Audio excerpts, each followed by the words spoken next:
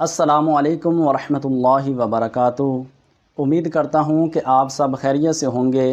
اللہ عز و جل آپ سب کی تمام پریشانیوں کو دور فرمائے۔ دوستو، آج میں آپ کو استخارے کا بالکل آسان اور سنت طریقہ بتاؤں گا، اور انشاءاللہ عز و جل یہ طریقہ آج سے پہلے آپ کو کسی نے نہیں بتایا ہوگا۔ اکثر لوگ دوسرے لوگوں کو پیسے دے کے کہتے ہیں کہ ہمارے لیے استخارہ کر دیں، تو یاد رکھیں استخارہ انسان کو اپنے لیے خود کرنا چاہیے۔ سب سے پہلے یہ سمجھ لیں کہ استخارہ کسے کہتے ہیں۔ استخارہ کا مطلب ہوتا ہے بھلائی طلب کرنا، اللہ عز و جل کی طرف رجوع کرنا، اللہ عز و جل کے ساتھ کسی کام کا مشورہ کرنا، اور وہ کام جائز کام ہو اور انسان اس سوچ میں ہو کہ میں یہ کام کروں یا نہ کروں، یہ کام میرے لیے بہتر ہوگا یا نہیں ہوگا، تو اس لیے استخارہ کرتے ہیں۔ اور استخارہ اس لیے بھی کیا جاتا ہے کہ انسان کے پاس دو آپشن ہوں، اور انسان اس سوچ میں ہو کہ میں کون سا کام کروں اور کون سا کام نہ کروں۔ یہ بات یاد رکھیں کہ استخارہ ہمیشہ جائز کام کے لیے ہوتا ہے، ناجائز کام کے لیے استخارہ نہیں ہوتا۔ حضرت انس رضی اللہ تعالی عنہ آپ بیان کرتے ہیں کہ نبی کریم صلی اللہ علیہ وآلہ وسلم صحابہ کو استخارے کی اس طرح تعلیم دیتے تھے جیسے کسی قرآن کی سورت کی تعلیم دیتے تھے، اور نبی کریم صلی اللہ علیہ وآلہ وسلم صحابہ سے فرماتے تھے کہ جب بھی تم کوئی خیر کا کام کرو، کوئی بھلائی کا کام کرو، تو اللہ عز و جل کے ساتھ مشورہ کر لیا کرو۔ اور نبی کریم صلی اللہ علیہ وآلہ وسلم آپ خود بھی کوئی کام کرتے تو نبی کریم صلی اللہ علیہ وآلہ وسلم یہ دعا فرماتے کہ یا اللہ اس کام میں میرے لیے خیر اور بھلائی رکھ دے۔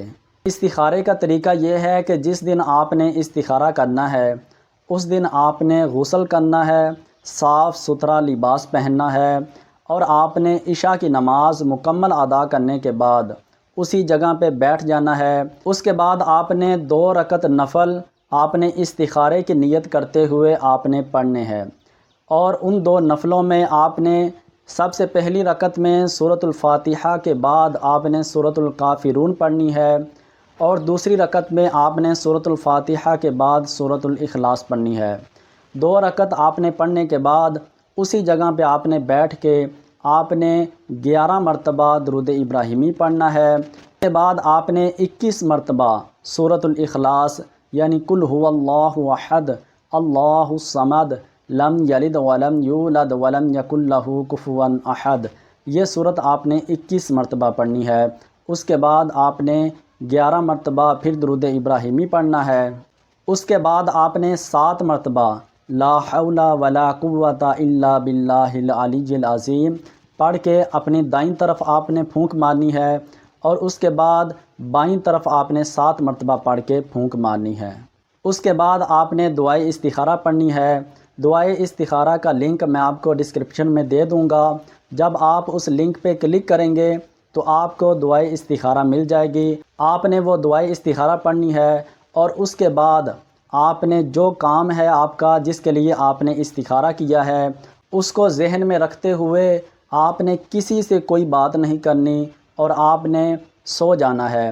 انشاءاللہ عز و جل اس کام کے حوالے سے آپ کو کوئی نہ کوئی رہنمائی مل جائے گی۔